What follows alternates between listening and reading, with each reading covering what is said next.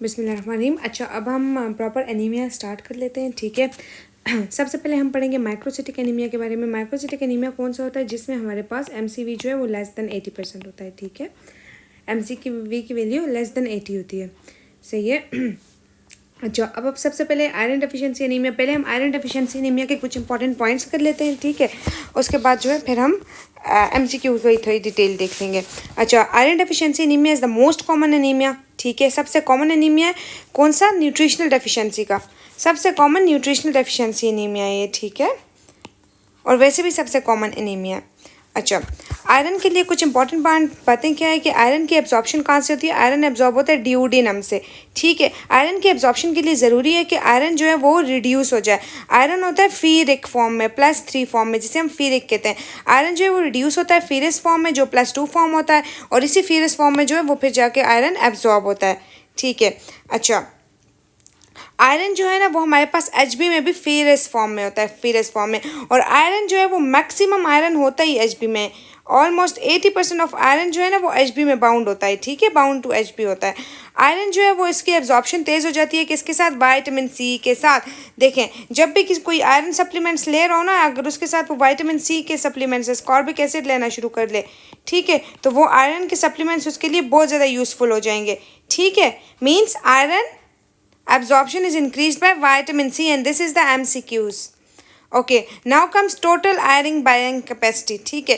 total iron binding capacity is important क्योंकि ये हमें आयरन डेफिशिएंसी एनीमिया को chronic anaemia of chronic disease से डिफ्रेंशिएट करने में हेल्प करती है, ठीक है। Total iron binding capacity iron deficiency anaemia में क्या होती है? ज़्यादा। देखें, आयरन डेफिशिएंसी में आयरन की वैल्यू क्या हो जाती है? लो हो जाती है। आयरन की वैल्यू कम हो जाती है, टोटल आयरन बाइंडिंग कैपेसिटी ज़्यादा हो जाती है, ठीक है। जबकि क्रोनिक डिजीजेस में आयरन भी कम हो जाता है और टोटल आयरन बाइंडिंग कैपेसिटी भी कम हो जाती है, ठीक है। ये हम आगे टेबल के फॉर्म में पढ़ेंगे। चलें, अब हम आ जाते हैं जी कुछ पॉइंट्स पे। माइक्रोसिटिक एनीमियाज वही बात है, MCV जब लेस देन 80 होगा। अच्छा, इसमें होता क्या है? आयरन की डेफिशिएंसी क्यों होती है? या तो रिक्वायरमेंट ज़्यादा हो जाती है आयरन की, ठीक है। रिक्वायरमेंट कब ज़्यादा होती है? जब प्रेगनेंसी हो, फॉर एग्जांपल, ठीक है। अच्छा, डिमांड ज़्यादा हो जाए ना बॉडी की। या फिर हमारे पास कम किस सूरत में हो जाता है? दूसरा कि माल न्यूट्रिशन हो, ठीक है, माल एब्जॉर्प्शन हो, किसी वजह से एब्जॉर्प्शन से, जैसे गैस्ट्रेक्टमी हो जाएगी, एब्जॉर्प्शन सही नहीं होगी, ठीक है। या फिर हमारे पास ब्लड लॉस हो जाए। लेकिन कौन सा ब्लड लॉस? Chronic bleeding. किसी एक्यूट ब्लीडिंग में हमने कहा था नॉर्मोसिटिक एनीमिया होगा एक्यूट में, ठीक है। अब क्या है? Decrease iron is due to chronic bleeding, example in GI loss, menorrhagia, malnutrition, absorption disorders, GI surgery, gastrectomy जैसे हो जाए, ठीक है, या डिमांड इंक्रीज हो जाए, फॉर एग्जाम्पल इन प्रेगनेंसी। अच्छा, तो आयरन की डिक्रीज होने की वजह से क्या होगा? हीम सिंथेसिस का फाइनल स्टेप डिक्रीज हो जाएगा, ठीक है। हीम सिंथेसिस के लिए आयरन चाहिए होता है, तो हीम सिंथेसिस रिड्यूस हो जाएगी। लेब्स अब हमारे पास क्या होंगी? लेब्स होंगी कि आयरन डिक्रीज है, ठीक है, total iron binding capacity increase, okay, और फेरेटिन जो है वो डिक्रीज है। Increase erythrocyte protoporphyrias, red blood cell width भी इंक्रीज हो जाती है, रेटिकुलोसाइट इंडेक्स डिक्रीज हो जाता है। और हमारे पास कैरेक्टरिस्टिक फाइंडिंग्स क्या होती है? माइक्रोसाइटोसिस और हाइपोक्रोमेसिया। और इसकी डेफिनेटिव डायग्नोसिस किसकी वजह से होती है? फेरेटिन की वजह से। फेरेटिन जो है ना वो इसका डेफिनेटिव डायग्नोसिस है, ठीक है। क्या होगा? फेरेटिन रिड्यूस हो जाएगा, फेरेटिन रिड्यूस हो जाएगा, ठीक है। अच्छा, दूसरी माइक्रोसिटिक एनीमिया हमारे पास आ जाता है थैलेसीमिया। थैलेसीमिया दो तरह का होता है, अल्फा थैलेसीमिया होता है और बीटा थैलेसीमिया होता है, ठीक है। मेजर माइनर तो होता है, लेकिन पहले हम अल्फा और बीटा को स्टडी कर लेते हैं, ठीक है। देखिए, हमारे पास कोई भी हमारे पास कितने अल्फा चेन होते हैं? 4 अल्फा चेन होते हैं, ठीक है। अच्छा, या एक मिस होगा, या दो मिस होंगे, या दो किसी ऑपोजिट साइड्स के, जिसे हम ट्रांस कहते हैं, ऑपोजिट साइड के दो मिस होंगे, या 3 अल्फा, या 4 के 4 अल्फा मिस होंगे, ठीक है। अब हम इन्हें स्टडी करते हैं कि इनमें क्या क्या होगा। देखें, इसमें क्या होता है कि अल्फा ग्लोबिन जीन की डिलीशन होती है, ठीक है, ऑन क्रोमोसोम 16। क्रोमोसोम 16 पर अल्फा ग्लोबिन चेन की डिलीशन होती है, ठीक है। अल्फा ग्लोबिन चेन की या तो सिंथेसिस रिड्यूस हो जाती है। अच्छा, अब ये डिलीशन क्या होगी? या सिस डिलीशन होगी या फिर ट्रांस डिलीशन होगी, ठीक है। सिस का मतलब क्या है? कि अगर दो अल्फा ग्लोबिन चेन है तो सेम साइड पे एब्सेंट है, ठीक है। और ट्रांस का मतलब क्या है कि ऑपोजिट साइड के, दोनों ऑपोजिट साइड के एब्सेंट हैं, ठीक है। सेम क्रोमोसोम या फिर ऑपोजिट क्रोमोसोम। अच्छा, अब इसकी डिफरेंट टाइप्स हैं जिसे हम पढ़ते हैं। देखें, अगर हमारे पास सिर्फ एक अल्फा ग्लोबिन चेन मिसिंग है तो इसे हम कहते हैं अल्फा थैलेसीमिया मिनीमा, मिनीमा कहते हैं इसे हम, ठीक है।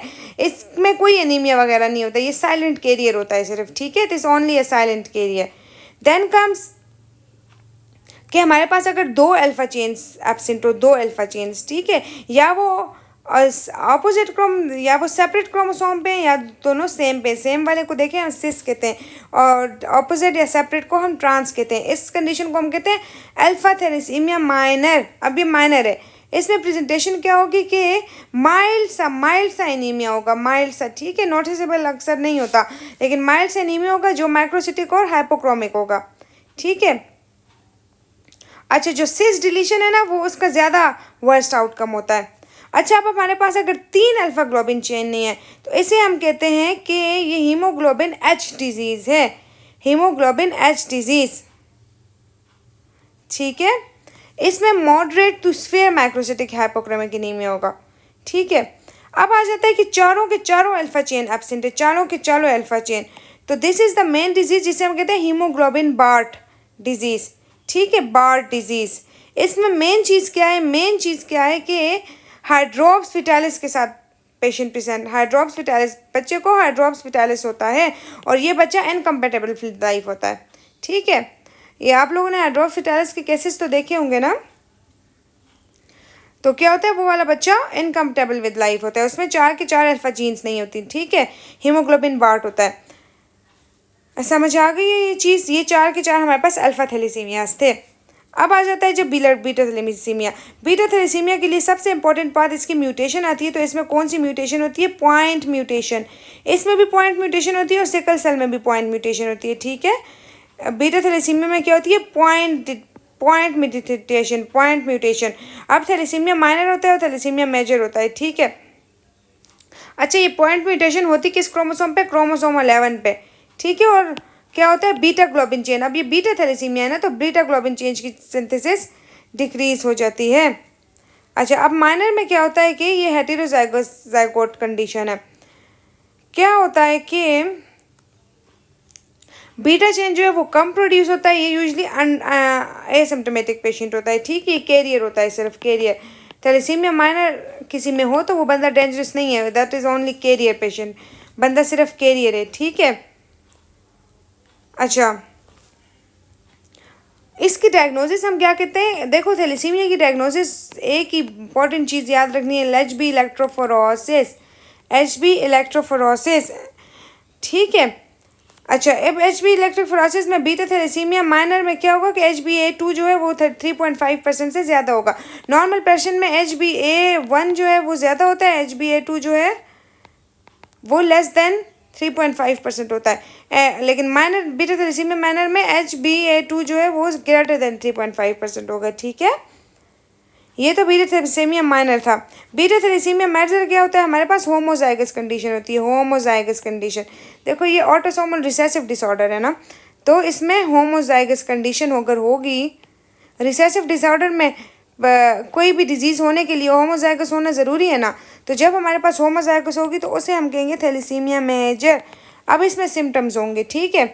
इसमें बॉडी खुद HB सही तरह से प्रोड्यूस नहीं करी होगी, क्योंकि HbA1 जो मेच्योर अडल्ट HB है, हीमोग्लोबिन है, वो प्रोड्यूस नहीं हो रहा होगा, बीटा चेन कम होगा। बीटा चेन को या तो हमारे पास सिग्मा रिप्लेस कर देगा या गेमा रिप्लेस कर देगा, ठीक है। तो गेमा का मतलब है कि HbF रिप्लेस कर देगा, ठीक है, या फिर HbA2 रिप्लेस कर देगा, ठीक है। चलिए ये चीज़ हम पढ़ते हैं अब कि होमोजाइगस कंडीशन होगी, बीटा चेन जो है वो एब्सेंट होगा, ठीक है। स्फीयर माइक्रोसिटिक हाइपोक्रोमिया एनीमिया होगा और करेक्टरिस्टिक फाइंडिंग हिस्टोलॉजिकली हमारे पास क्या होंगे, टारगेट सेल, और इसी टारगेट सेल्स के साथ इसका MCQs आता है। तो इस टारगेट सेल को do not forget this target cell, ठीक है, इसकी हमारे पास फाइंडिंग्स इसमें होती है, टारगेट सेल्स होती है, उसके अलावा एनआइसोपोकिलोसाइटोसिस होती है, ठीक है।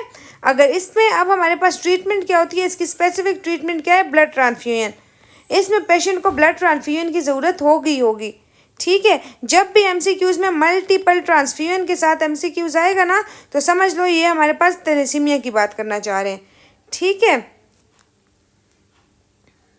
और हमारे पास एक्सरे पे इम्पॉर्टेंट एक और फाइंडिंग क्या है, एक्सरे पे क्रियू कट अपीयरेंस होगी, स्कल की क्रियू कट अपीयरेंस होगी,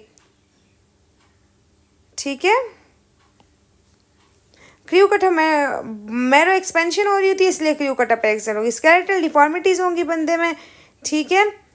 अच्छा, एक्स्ट्रा मेड्यूलरी हेपेटोपोएसिस हो रही होगी फिर ना, ठीक है। हमारे पास बोन मैरो में नहीं हो सकेगी, एक्स्ट्रा मेड्यूलरी हेपेटोपोएसिस की वजह से हेपेटोस्प्लीनोमेगेली हो जाएगी, ठीक है। और पार्वोवायरस का रिस्क भी इंक्रीज हो सकता है, और पार्वोवायरस के रिस्क की वजह से ये ए प्लास्टिक एनीमिया में चेंज हो जाता है, ठीक है। इसमें हमने पढ़ लिया है कि HbF या HbA2 जो है वो ज़्यादा हो जाएगा। जब हमारे पास बीटा चेन नहीं होगा तो ये उसे रिप्लेस कर देंगे, ठीक है। अच्छा, जब इन्फेंट होगा ना उसमें HbF प्रोटेक्टिव है, ठीक है, तो सिम्टम्स नहीं होंगे। लेकिन आफ्टर 6 मंथ्स जो है वो हीमोग्लोबिन डिक्लाइन करना शुरू कर देता है, इसलिए बच्चे में आफ्टर 6 मंथ सिम्टम्स आना शुरू हो जाते हैं, ठीक है। अच्छा, एक हमारे पास डिसऑर्डर होता है जिससे हम कहते हैं haemoglobin S and beta thalassaemia, दोनों साथ होते हैं, सिकल सेल और थैलेसीमिया डिसऑर्डर साथ होते हैं, ठीक है। अच्छा, इसमें mild to moderate sickle cells हम देख सकते हैं, डिपेंड करता है कि बीटा ग्लोबिन चेन की क्या कंडीशन है, ठीक है। अक्सर हमारे पास पेशेंट होता है बलूचिस्तान से आया होता है, MCQs वाइज मैं बता रही हूँ, ठीक है। बलूचिस्तान से आया होगा, ठीक है, या अफ़गानिस्तान वगैरह किसी इस तरह पेरिफेरी के एरिया से आया होगा ना, वो यूँ लो HB होगा और ये करेक्टरिस्टिक थैलेसीमिया वाले सिम्टम शो कर रहा होगा, तो वो हमारे पास सिकल थैलेसीमिया डिसऑर्डर होता है फिर, ठीक है। अच्छा, चलिए अब थोड़े से MCQs देख लेते हैं। अगर पार्शियल गैस्ट्रेक्टमी होगी ना, पार्शियल, तो आयरन डेफिशिएंसी एनीमिया होगा। अगर फुल गैस्ट्रेक्टमी होगा तो विटामिन B12 डेफिशिएंसी होगा, ठीक है। 10 ईयर्स ओल्ड बंदी थी, उसमें अर्ली फैटिगेबिलिटी होती और HB लो था, तो क्या होगा, आयरन डेफिशिएंसी एनीमिया होगा। और MCV भी लो है ना, इसलिए अगर आयरन डेफिशिएंसी एनीमिया में हमारे पास MCV, MCH और ये सारे और HB सब कुछ लो होता है, ठीक है, HB, MCV और MCHC, ठीक है। आयरन डेफिशिएंसी एनीमिया में करेक्टरिस्टिक पाई का होगा, ठीक है। बंदा सेंड ईटिंग वगैरह के साथ आएगा, ठीक है, पाई का होगा, चौक वगैरह खाएगा या इस तरह, ये पाई का डिसऑर्डर होगी आयरन डेफिशिएंसी एनीमिया में। लो फेरेटिन होगा और टोटल आयरन बैरन कैपेसिटी ज़्यादा है, तो क्या है, आयरन डेफिशिएंसी एनीमिया। HB5 है, रिकरेंट ट्रांसफ्यूजन की हिस्ट्री है, ठीक है। अच्छा, इसमें हमारे पास अब कोई ना कोई फेरेटिन या किसी की वैल्यू गिवन होगी या टोटल आयरन बैरन केमिस्ट्री की, तो हम लोग क्या करेंगे, iron deficiency anaemia. Thalassaemia major के करेक्टरिस्टिक फीचर क्या है, इनइफेक्टिव इलेक्ट्रोपोएसिस होती है। क्या होती है, इनइफेक्टिव इलेक्ट्रोपोएसिस। अच्छा, पाकिस्तान में जो है वो हमारे पास 5% थैलेसीमिया मेजर है सिर्फ, ठीक है। MCV भी लो है, HB भी लो है, फेरेटिन नॉर्मल है। अब नेक्स्ट इन्वेस्टिगेशन क्या होगी, देखो फेरेटिन नॉर्मल है तो मतलब थैलेसीमिया की तरफ शाइन कर रहा है ना। MCV लो है, फेरेटिन निकाल दिया है, वो नॉर्मल है, तो दूसरा MCV लो किस में होता है, थैलेसीमिया में मेजर। तो हम लोग नेक्स्ट इन्वेस्टिगेशन HB इलेक्ट्रोफोरोसिस करवाएंगे। अच्छा, एक्सिस आयरन अगर थैलेसीमिया में होता है, जब हम लोग मल्टीपल ट्रांसफ्यूजन करते हैं ना बंदे को, तो उसमें आयरन की एक्सिस हो जाती है। थैलेसीमिया मेजर में मल्टीपल ट्रांसफ्यूजन की वजह से आयरन एक्सिस हो जाता है। आयरन एक्सिस की वजह से आयरन एक्सिस आयरन किस में स्टोर होता है, हेमिसाइडरिन की फॉर्म में। देखो, नॉर्मल आयरन स्टोरेज जो होती है फेरेट ट्रांसफरिन इसकी क्या है, आयरन की कैरिंग फॉर्म है, कैरी करता है, और नॉर्मल स्टोरेज फॉर्म जो है वो फेरेटिन है। एक्सिस स्टोरेज फॉर्म क्या है, हीमोसाइडरिन है, ठीक है। अच्छा, अगर पहले मदर को जो है वो थैलेसीमिया माइनर है, ठीक है, माइनर है, तो बच्चे में चांस क्या होगा, पेरेंट्स को थैलेसीमिया माइनर है, बच्चे में चांस क्या होगा, 25%, 25%, 25%, 50%, ठीक है। 25% इफेक्टेड होंगे, 25% नॉन इफेक्टेड मतलब मेजर के होंगे, 25% नॉर्मल होंगे, और 50% जो है वो क्या होंगे, कैरियर, ठीक है। ये इसका रूल होता है 25, 25, 50। ठीक है। अच्छा, इसके अलावा ये जो दो मेन हमने माइक्रोसिटिक एनीमियाज कर लिए हैं, इसके अलावा माइक्रोसिटिक एनीमिया कब क्यों हो सकता है? लेड पॉइजनिंग की वजह से हो सकता है और साइडेरोब्लास्टिक एनीमिया होता है। देखो लेड क्या करता है कि हमारे पास हीम सिंथेसिस के लिए दो एंजाइम्स इंपॉर्टेंट होते हैं। एक होता है फीरोचिलेटेस, ठीक है, एक होता है एल्ले डिहाइड्रेटेस। ये दोनों हीम सिंथेसिस के लिए इंपॉर्टेंट एंजाइम है। लेड की वजह से जो है वो ये दोनों एंजाइम इनहिबिट हो जाते हैं, तो रिजल्ट में क्या होगा? हीम सिंथेसिस नहीं होगी और एच भी क्या हो जाएगा? कम हो जाएगा। ठीक है। अच्छा, ये बात तो समझ आ गई है ना। लेकिन अब इसके आरबीसी रेड ब्लड सेल्स क्या करेंगे? रेड ब्लड सेल में राइबोसोमल आरएनए जो है वो रिटेन रह जाएगा। ठीक है। इस राइबोसोमल आरएनए की वजह से क्या होगी? Basophilic stippling. और लेड पॉइजनिंग की एक कैरेक्टरिस्टिक फीचर ही है बेसोफिलिक स्टिपलिंग। ठीक है।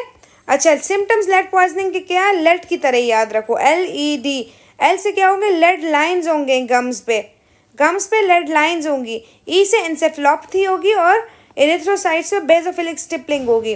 एब्डोमिनल कॉलिक होगा, ठीक है, और साइडेरोब्लास्टिक एनीमिया। डी से हमारे पास क्या है? ड्रॉप, क्या? रिस्ट एंड फुट ड्रॉप, और ये MCQs में आता है। ठीक है, रिस्ट एंड फुट ड्रॉप को इग्नोर नहीं करना। लेड पॉइजनिंग में रेस्ट और फुट ड्रॉप होता है। अब इसकी ट्रीटमेंट क्या है कि हम चिलेशन करेंगे, किससे? सक्सिमर से, या EDTA देंगे या डायमर कैप्रोल देंगे। अच्छा, किन में जो है वो रिस्क एक्सपोजर का ज़्यादा हो जाता है? ओल्ड हाउसेस में, ठीक है, या किसी वर्क प्लेस पे। अच्छा, देन हमारे पास आ जाता है जी साइडेरोब्लास्टिक एनीमिया। साइडेरोब्लास्टिक एनीमिया हमारे पास एक्स लिंक डिसऑर्डर है किसमें? एल्ले एंजाइम में, एल्ले सिंथेटेज एंजाइम में। इन रिजल्ट्स वही बात होगी कि हीम सिंथेसिस सही नहीं होगी। सिर्फ ये याद रखो एक्स लिंक डिसऑर्डर है किसका? HLA सिंथेसेज एंजाइम का एक्स लिंक डिसऑर्डर होता है। ठीक है। अच्छा, इसके अब हमारे पास कॉजेज़ क्या हो सकती हैं? कॉजेज़ इसकी क्या है? या हमारे पास एक्वायर्ड कॉज होगी, ठीक है, माइलोडिस्प्लास्टिक सिंड्रोम में जैसे कि, ठीक है, अल्कोहल पॉइजनिंग में हो सकता है, लेड पॉइजनिंग में हो सकता है, विटामिन B6 डेफिशिएंसी, बहुत कॉमन विटामिन B6 डेफिशिएंसी, क्योंकि इसकी ट्रीटमेंट ही विटामिन B6 है, हम फिर B6 देते हैं। ठीक है। लेब फाइंडिंग्स क्या है हमारे पास? आयरन ज़्यादा होगा, टोटल आयरन बैरिंग कैपेसिटी या कम होगी या नॉर्मल होगी। ठीक है। फेरेटिन जो है वो भी ज़्यादा होगा।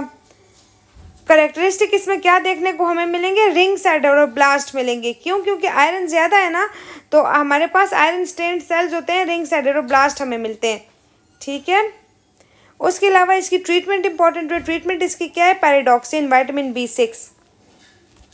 अच्छा, ये हमारे पास आयरन स्टडीज़ हम देख लेते हैं। आयरन डेफिशिएंसी एनीमिया में हमारे पास क्या होगा कि आयरन कम होगा, टोटल आयरन बैरिंग कैपेसिटी ज़्यादा होगी। फेरेटिन क्या होगा? कम होगा। क्रॉनिक डिजीज़ में देखो, मैंने आप लोगों से कहा था कि क्रॉनिक डिजीज़ में आयरन भी कम होगा और टोटल आयरन बैरिंग कैपेसिटी भी कम होगी। ठीक है, जबकि फेरेटिन जो है वो हमारे पास ज़्यादा होगा। ठीक है। हीमोक्रोमेटोसिस या आयरन पॉइजनिंग में क्या होगा? हमारे पास आयरन भी ज़्यादा होगा लेकिन टोटल आयरन बैरिंग कैपेसिटी कम होगी।